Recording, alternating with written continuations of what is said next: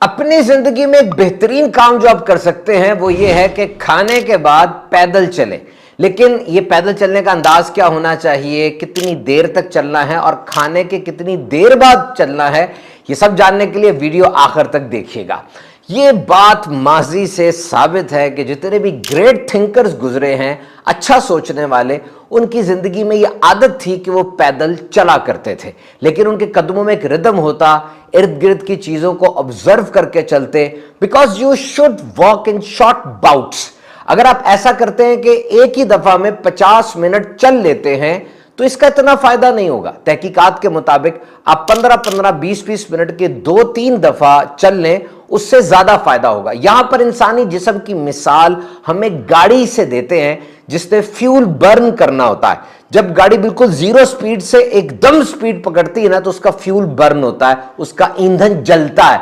तो हमने भी अपने जिस्म में जो फैट्स है, चर्बी है, उसको जलाना है, घुलाना है। तो थोड़ा रुक जाएं, सांस को बहाल करें, इर्द गिर्द के मनाजिर देख लें, फिर जीरो से दोबारा चलना शुरू करें। बहरहाल जनाब, हम न्यूरोलॉजी जो रिसाला है उसकी तहकीक भी सुनते हैं, फिर आएंगे अपने मौजू की तरफ कि खाने के बाद पैदल किस तरह चलना है और उसके फवायद क्या हैं। न्यूरोलॉजी रिसाले में बड़ी प्यारी तहकीक छपी कि कुछ वॉकिंग और कुछ एरोबिक एक्सरसाइज।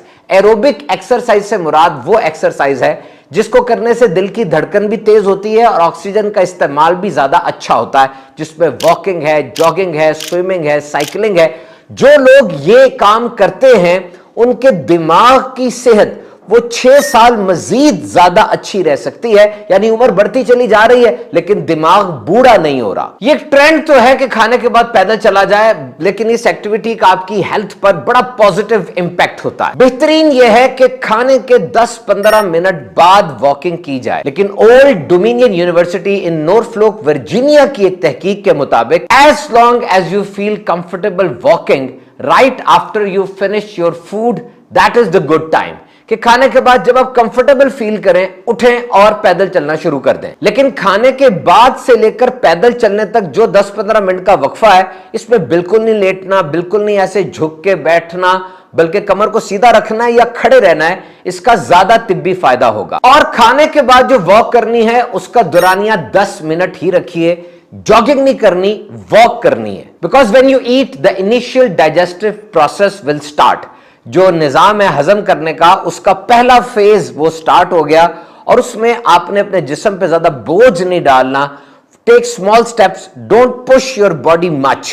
छोटे कदम लें, आहिस्ता चलें और अपने जिस्म पे ज्यादा जोर ना डालें, क्योंकि हजम करने वाला ये काम जो आपके मुंह से शुरू हुआ, फिर खाने की नाली है, पेट है, छोटी आंत है, बड़ी आंत है, लंबा सफर तय करना है उसने, और अभी वो शुरू हुआ है। तो ज्यादा बोझ डालेंगे तो गैस, ब्लॉटिंग, तेजाबियत, गर्ड और भी दीगर इस किस्म के मसाइल हो सकते हैं। तो वैसे जो आपने वॉकिंग करनी है खाने के बाद के अलावा जो करते हैं, वो तो ब्रिस्क वॉक होनी चाहिए, इतनी तेज तेज चले कि पसीना निकले। लेकिन खाने के बाद जो वॉक करनी है वो स्लो वॉक करनी। और वाकई आज के इस दौर में जब दिल के अमराज 137% बढ़ गए, यानी जहां एक दिल का मरीज था, अब 137 मरीज वहां पर मौजूद हैं।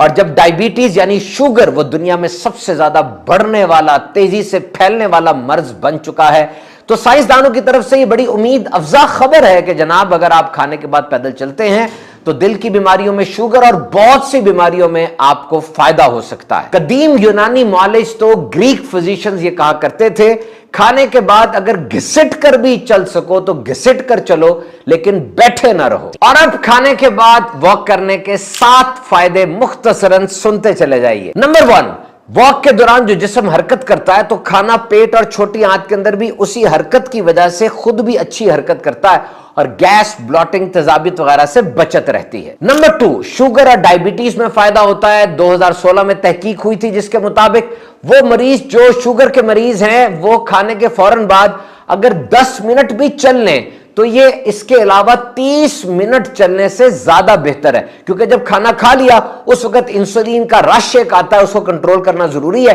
और खाने के बाद पैदल चलने से ये जो शुगर का इम्बैलेंस हो जाता है, कभी बहुत ऊपर कभी बहुत नीचे, ये भी स्पाइक्स कंट्रोल में रहते हैं। नंबर 3, खाने के बाद पैदल चलने से कोलेस्ट्रॉल और ब्लड प्रेशर चेक में रहता है और इससे दिल की सेहत अच्छी होती है। नंबर 4, पैदल चलने से एंडोर्फिन निकलते हैं। ये जबरदस्त एक हार्मोन है जो कि लव हार्मोन है, और जब ये हार्मोन दिमाग से निकलता है, दिमाग की सेहत अच्छी रहती है और दिमाग खुश रहता है। नंबर 5, पेट में जो तेजाब निकलते हैं खाने के बाद, खाने को हजम करने और घुलाने के लिए वॉक करने से वो तेजाब नीचे ही रहते हैं, वापस खाने की नाली में नहीं आते। नंबर 7, खाने के बाद वॉक करने से एपिटाइट कंट्रोल में रहती है, यानी भूख पे काबू रहता है और बार बार उठ के खाने का वो दिल नहीं करता। नंबर 8, खाने के बाद जो वॉकिंग की जाती है, इससे स्लीप वेक साइकिल सेट रहता है, यानी जो आपने सोना है आप जल्दी सो जाएंगे, डीप स्लीप में चले जाएंगे, गहरी नींद में चले जाएंगे,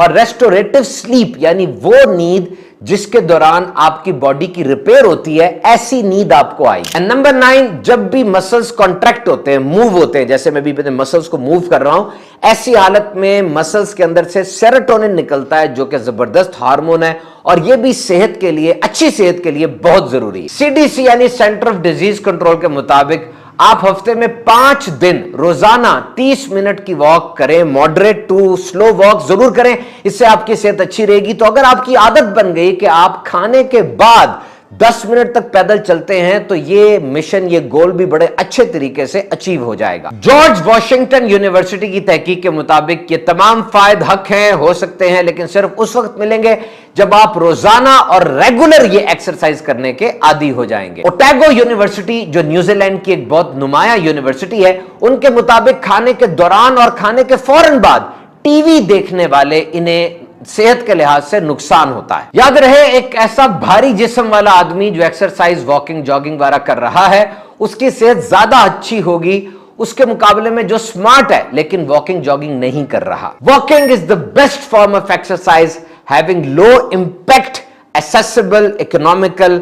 वॉकिंग करना एक्सरसाइज की ऐसी किस्म है जिसका जिस्म के ऊपर इतना बुरा असर भी नहीं पड़ता, बड़ा सस्ता काम है जनाब, निकलें और वॉक कर लें। तो वॉक जरूर करें जनाब, बस ऐसा नहीं कि जॉगर पहने, दरवाजा खोला और निकल गए, बल्कि माइंडफुल वॉकिंग और जॉगिंग करें। एक टाइम एलोकेट करें और उस टाइम के अंदर वॉकिंग करके दोबारा आ जाएं। आप देखिए आपकी सेहत में कितना जबरदस्त फर्क पड़ेगा। रात के वक्त ये 3-2-1 का रूल याद रखें, सोने से 3 घंटे पहले खाना छोड़ देना है, ताकि 3 घंटे के अंदर खाना पेट से छोटी आंत तक चला जाए और कुछ हजम हो जाए। 2 घंटे पहले पानी अब पीना छोड़ देना है, फिर इस तरह रात को पेशाब वगैरह ज्यादा आता है और इस तरह नींद डिस्टर्ब होती है। और सोने से 1 घंटा पहले मोबाइल फोन, लैपटॉप, सारी मशीनें बंद कर देनी है, ताकि उनकी लाइट आपकी नींद के रिदम को डिस्टर्ब ना कर सके। तो इन तिब्बी नसीहतों पर अमल कीजिए, लेकिन डॉक्टर से जरूर मशवरा कर लीजिएगा। अल्लाह ताला हम सबको सेहत कामिला अता फरमाए।